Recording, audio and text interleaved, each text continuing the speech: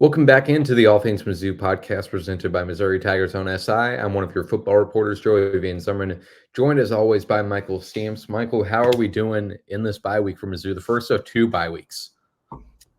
Yeah, I am. I'm pretty excited, guys. I think it's a good time for a bye week, both for Missouri football and for us. Get a little time off to relax and not necessarily take a step back, but evaluate ourselves and things like that. But yeah, I think this probably could not have come at a better time for Missouri. Definitely a good time for some reflection and strengths and weaknesses. I saw an interesting post on Twitter. It was a podcast. I can't remember who it was off the top of my head, but just a general idea of at the end of the day, Missouri is still 4-0, right? They're still 4-0.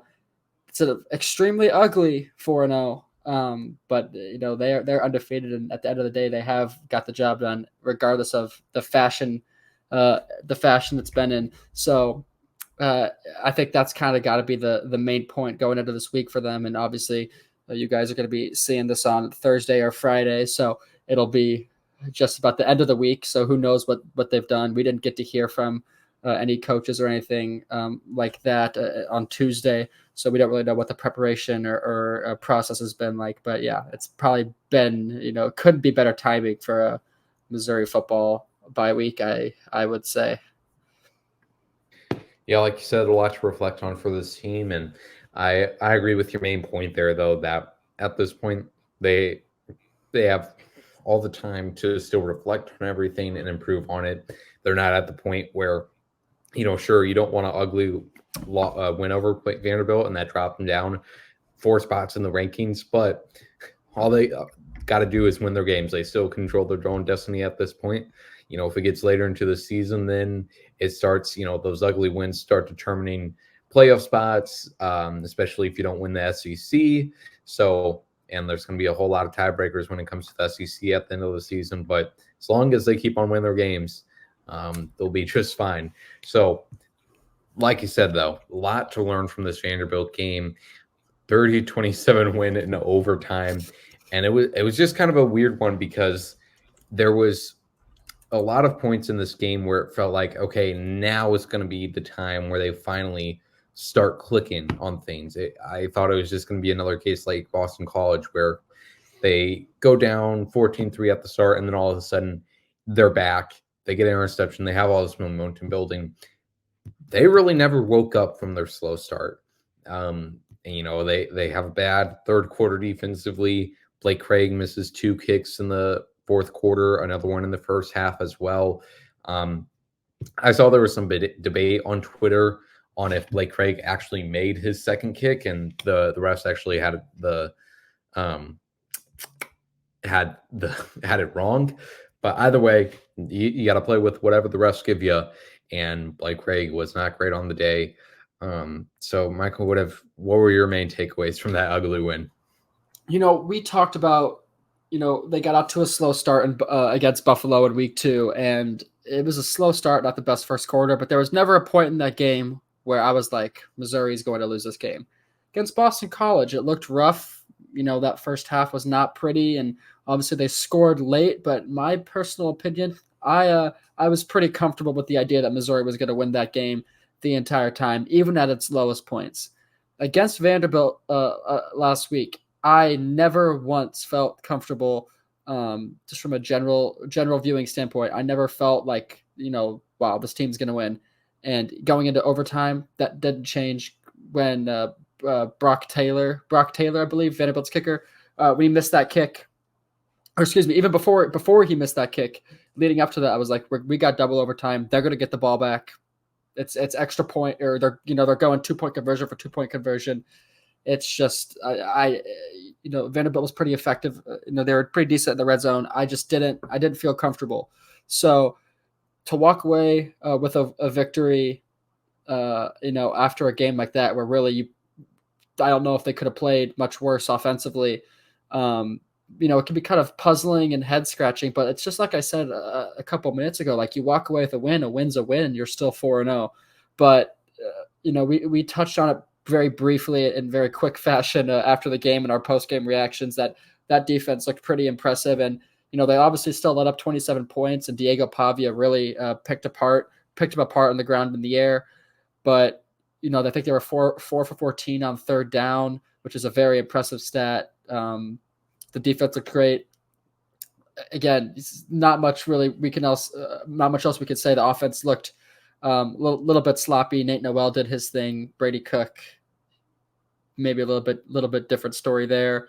I think that the discourse about Brady Cook has been really interesting this week. It's an unfortunate, social media cycle that it goes through. Obviously, there's a lot of negative discourse about him the first 3 weeks last year. People, calling for Sam Horn to be the starting quarterback, which you look back on that, and Brady Cook's a major reason for that team's success last year. So, and it's unfortunately kind of already back into that swing of maybe Brady Cook is not the starting quarterback. We don't get super opinionated here, but that's a little ridiculous. Brady Cook he deserves that spot, and he earned that spot with how he led the offense last year. And by no means am I saying that Brady Cook's performance has been adequate, because it hasn't. He has not looked like himself, but he's still the leader in that locker room, and he hasn't turned the ball over. I was talking about this with some people. He hasn't turned the ball over, and has he missed some throws? Yes, it's an accuracy issue. It's not a decision-making issue. He's making the right reads. He's just not hitting some certain throws. So I think that's something you have to cross your fingers and hope is a point of emphasis this bye week going into Texas A&M, because it's going to be loud at Kyle Field, and they're going to need him at his best. So, yeah, I mean, we could go on and on about what we saw against Vanderbilt. Definitely more negatives than positives, but I think what's out there is out there. Not much else to say, but yeah, I think Brady Cook needs to improve, and the Tiger defense looked pretty darn good. Those are probably the two main takeaways from that one. Yeah, I mean, on both sides, ball, they really showed up at the right times. Yes, they did. They needed to, especially on defense in that fourth quarter. Man, there was quite a few third, fourth downs where they keep the team in that game. As far as Brady Cook, I completely agree with you. The idea that Drew Pine should be starting over him is asinine.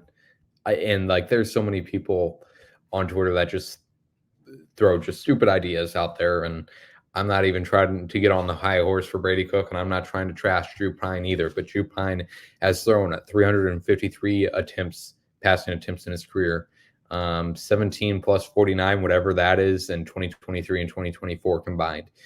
Brady Cook has thrown 951. And if a lot of these people are just basing this love for Drew Pine out of hate of Brady Cook, are basing this off of the 17 passing attempts they saw Drew Pine take in weeks 1 and 2 against FCS team and then a MAC team in Buffalo.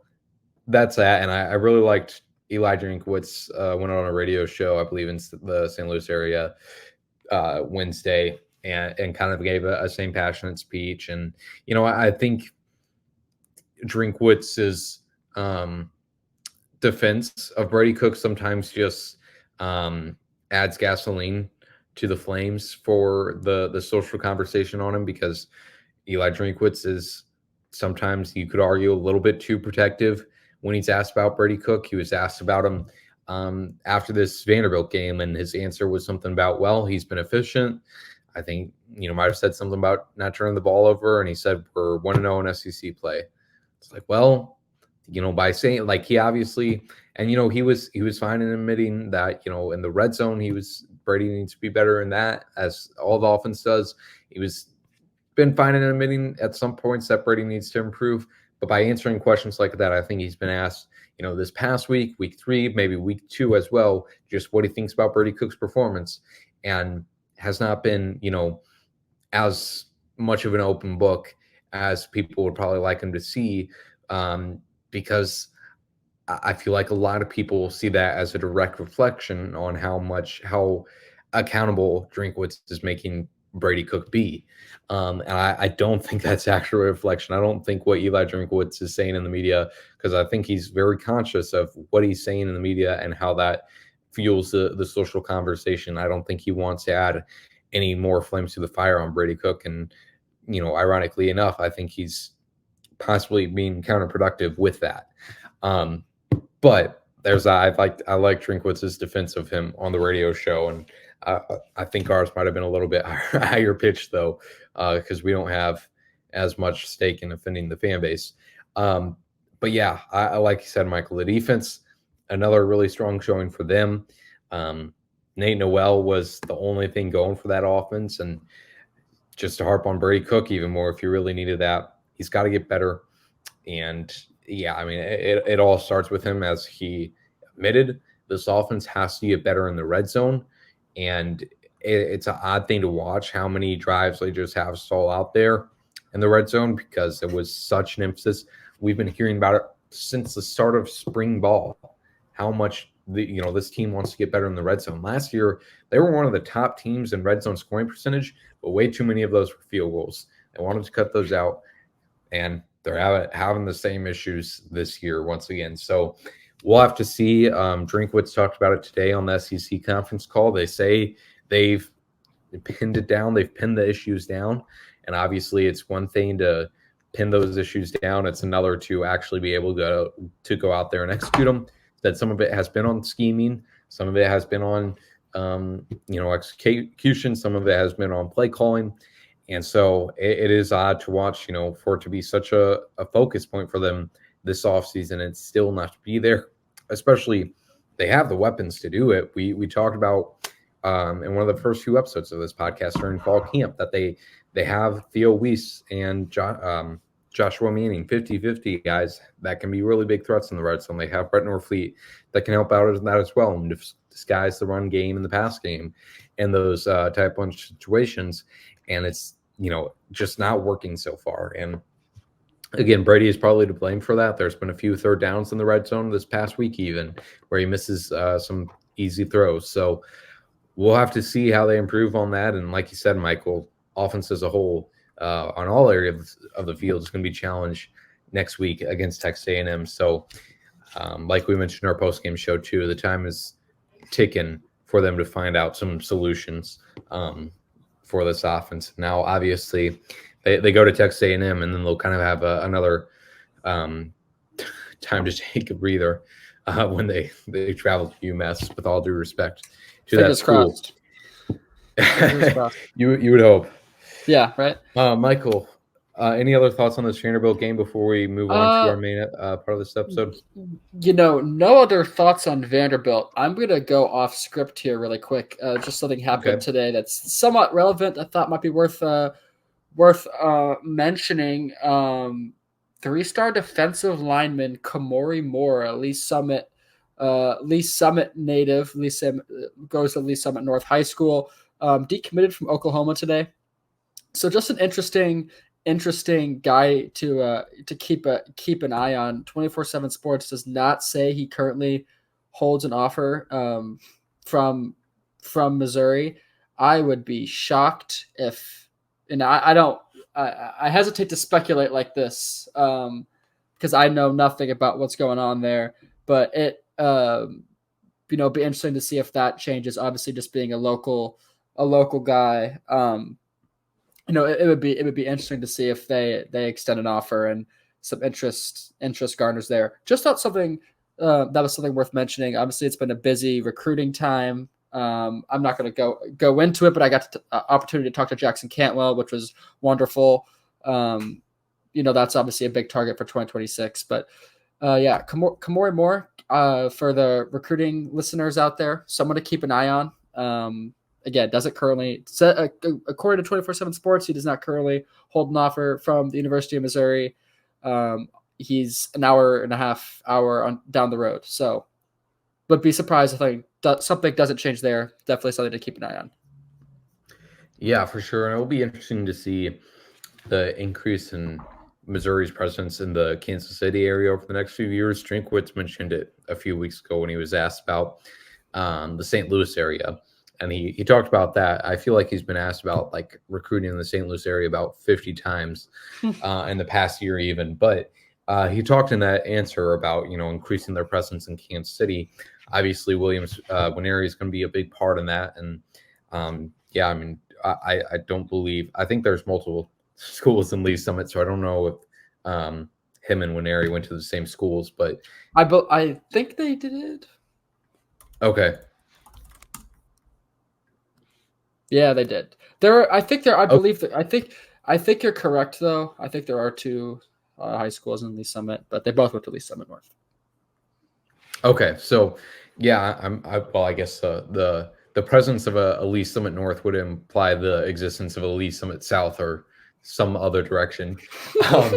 But yeah, I would think too, like just having those guys when you're trying to create a stronger presence in specific areas, to have guys that are old teammates, current teammates to be able to talk to, because I would imagine as a recruit that in this day and age, especially, and I mean, you can see with the actions happening today at UNLV and then USC as well, of the, how difficult it is to place trust in these agents, coaches, program leaders you're talking to. So to be able to talk to a teammate of yours, a former teammate, even somebody from the same area that is going to give you the real deal and, cut all the BS out that these coaches are giving you in their pitch, then that's, a benefit to Missouri to have those guys in those areas. So, yeah, will be interesting to see what happens with that situation too. But yeah, like you said, Michael, recruiting is definitely heating up, and Cantwell is really the next domino to fall in that 2026 class. All right, now on to our main topic of conversation for this bye week. To take some time to reflect on how Mizzou football has done in the past few weeks, we wanted to do a stock report. Who's been up, who's been down below expectations, who you must buy right now, and which ones you want to avoid. So I'm not going to go full finance pro for this one, but let's start off with the guys who have been stock up, rising above our expectations so far. For me, two of those guys, Nate Noel and Chris McClellan, two transfers. We've talked about Nate Noel, and he's really impressed me and has gone above my expectations that I had for him going into this season. Obviously, it was kind of a little bit of a surprise when we found out during fall camp that he was going to be the main guy, and then Marcus Carroll has a change of pace. And it's really been a one-man show for Nate Noel, especially over the past 2 weeks when the starter's been in for the whole game. So really impressed with him, his shiftiness. And then on defense, Chris McClellan, same thing of just going way above my expectations. I expected him to be versatile. I expected him to help out in both the run and pass game. But, man, when he is in the lineup next to Christian Williams, those two are just dominant. And, yeah, I mean, he leads the team in pressures. He has been a big part of this Mizzou defense. He had a fourth down stuff, I believe, against Boston College. So those two transfers have been really impressed with me. Who have your stocks been rising on, Michael? Yeah, I've got a trio of people also all on the defense. So I don't know. Maybe we need to show the offense more love, but it makes sense, right? Yep. First guy's Marvin Burks. He really assumed a bigger role at the safety spot this year. Kind of went under. He had 12 tackles against Vanderbilt, which I think we kind of swept under the rug. And it is kind of a box score stat. And some of those aren't completely his tackle and things like that. So. Bit of a box score stat there, but he now leads the team in tackles, and I just don't really think he's made many errors this year, and he's been better than I anticipated him being. So Marvin Burks, and I think a lot of people were talking about stock up are guys who we didn't know much about, that transferred into the program. So I think seeing a guy like Burks do well, who started off in the program last year. And you saw him grow through special teams, and he finally got snaps at the end of the year. It's kind of nice to see him kind of grow in the defense. My next selection is also a transfer. It's Corey Flagg, and I didn't know much about Corey Flagg, and I think he's done what I expected him to do, just a pure tackle machine, physical tackler.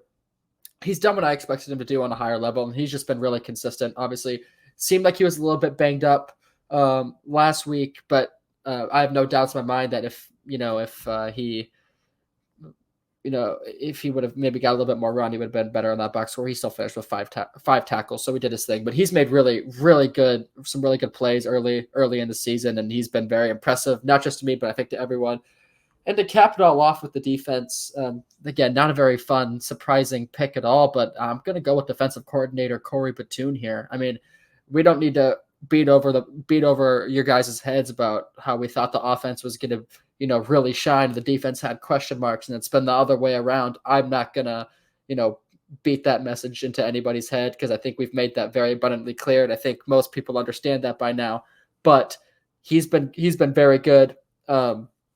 And he's had really good game plans now these last 2 weeks for two very good quarterbacks and very good offenses, and maybe got exploited a little bit, against Vanderbilt. But you look at some of the plays that are to end up as touchdowns against Boston College, and those are just broken coverages and not always something you can blame on a coordinator. So he's really done an excellent job so far. And for a guy we certainly didn't know much about and had a lot of questions coming from a smaller school, he has far exceeded what I thought the defense was going to look like.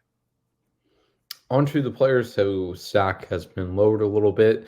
Now, these aren't guys that we've completely given up on or lost faith in their development, but guys who, just being prisoners of the moment are lowering a little bit here.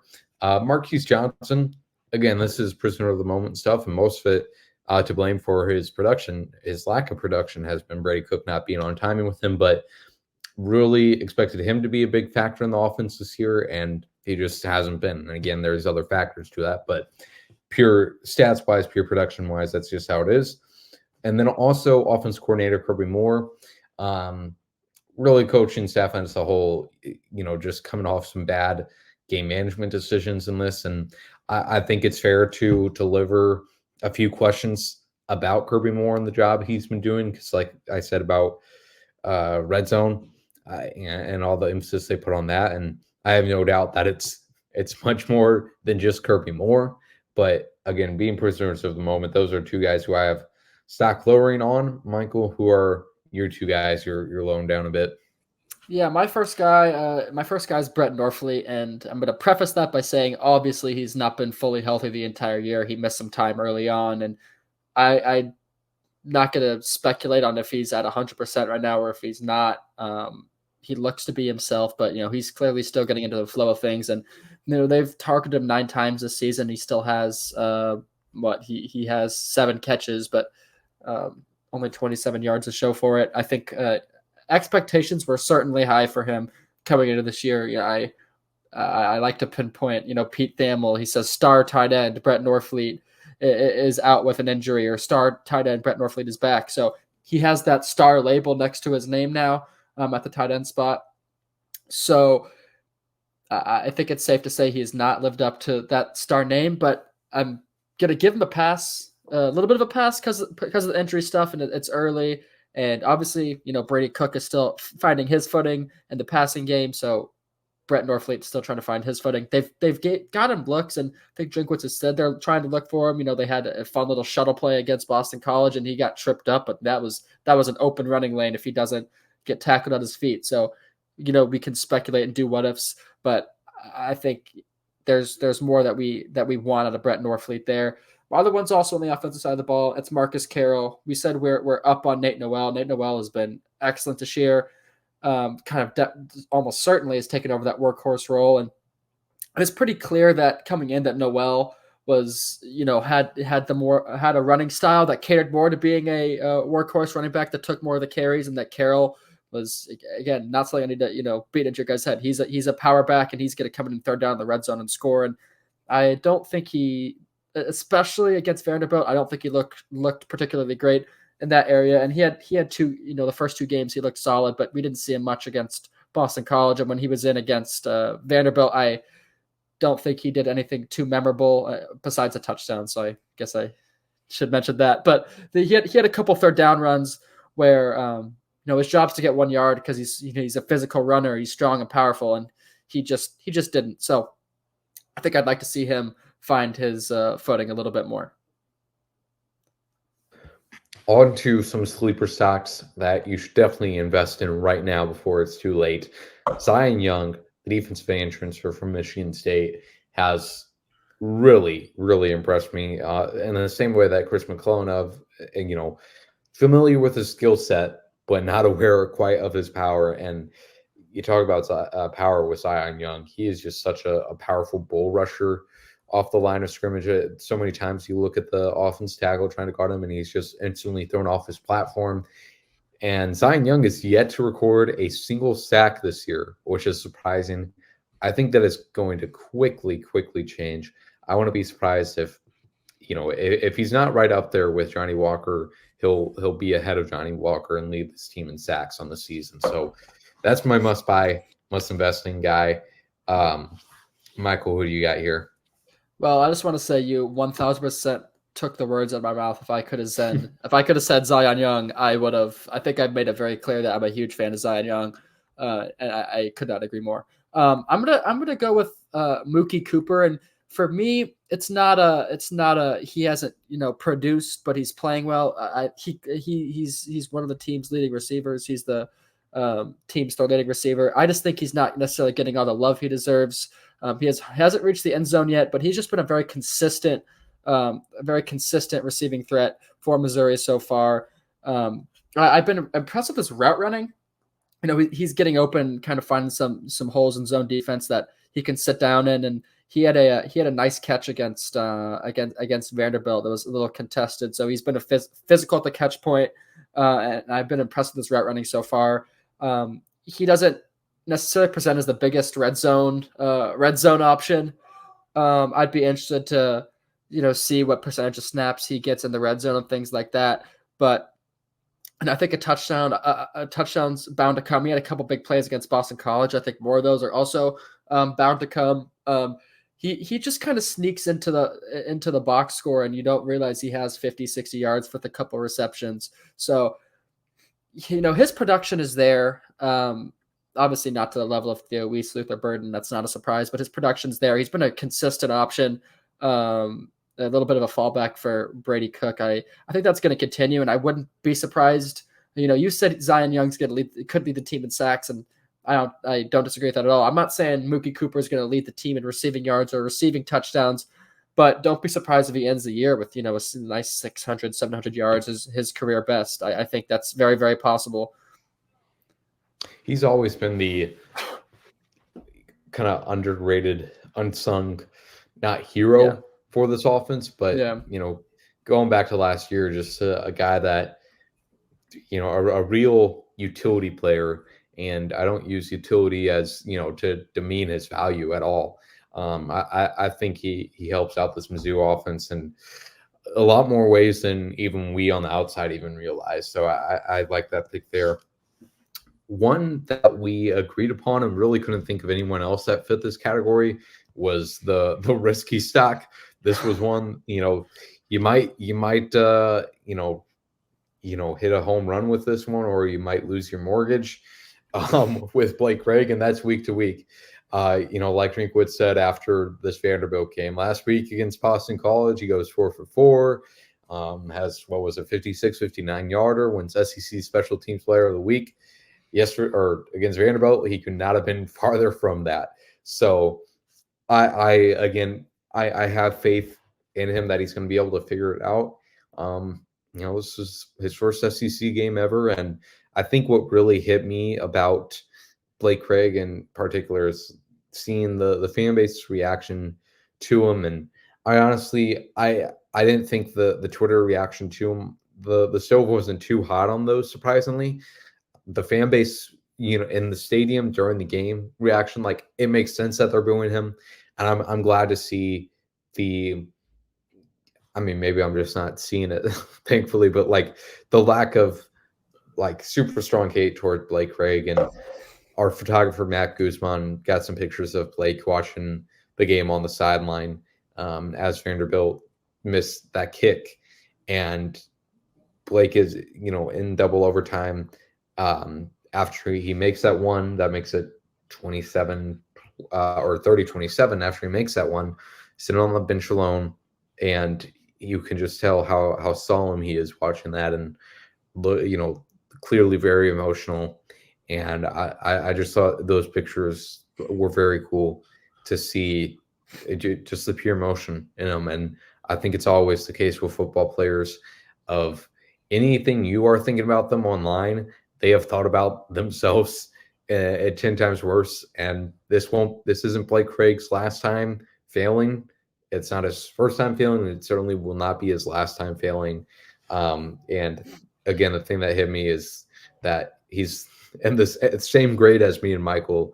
And obviously he knew what he was signing up for when he committed to play SEC football, and he's getting a free education and some with it. But at the end of the day, these are people playing these games, and I thought those two pictures from Matt were very cool. But point in case, Blake Craig is a risky stock right now, and the verdict is still out to see if he'll be Mizzou's kicker of the future. Micheal, any thoughts on our stock report before we wrap this bye week episode up? No, man. I was thinking Blake Craig is it's like drafting a rookie running back or wide receiver in fantasy football. You don't know, You don't exactly know what you're getting out of him. It's kind of a bit like he's a big game waiting to happen type thing. And I think, part of, like speaking to his risky or his inconsistency. I mean, this is his first year kicking. He's a redshirt freshman or technically a freshman, right? So he's inexperienced. Assuming, let's say hypothetically, he does end up being the kicker for the next foreseeable future, the next 4 seasons. He's going to learn how to deal with those misses and fuel that into, making them go through the uprights. So, I would really hope to see Blake Craig, gain that consistency throughout the season and get the trust back of some fans. And I also agree with what you said. Maybe we're just on the right side of social media and Twitter, but I did not see much negative discourse about him, and I think part of that is because he's so inexperienced. He's a freshman, and I think maybe the bad people on social media gave him a break for that. So outside of Blake Craig, no other opinions. There's a lot of guys that we didn't mention who haven't done well enough to be a riser and haven't done poor enough to be a faller and haven't been fluctuating enough to be in between or be a risky pick. So we sort of about Blake Craig and just this being he is inexperienced. And I saw a lot of people. The one thing I did see on Twitter was the bringing up Harrison Mevis and do Mizzou fans miss him now? And I think a lot of people are forgetting that Harrison Mevis, like Florida scenes, got low in his low moments.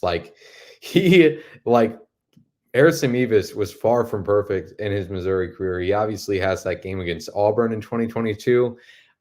And the 2022 season overall for him wasn't great. I mean, I just pulled it up here, 22 for 28 on field goals.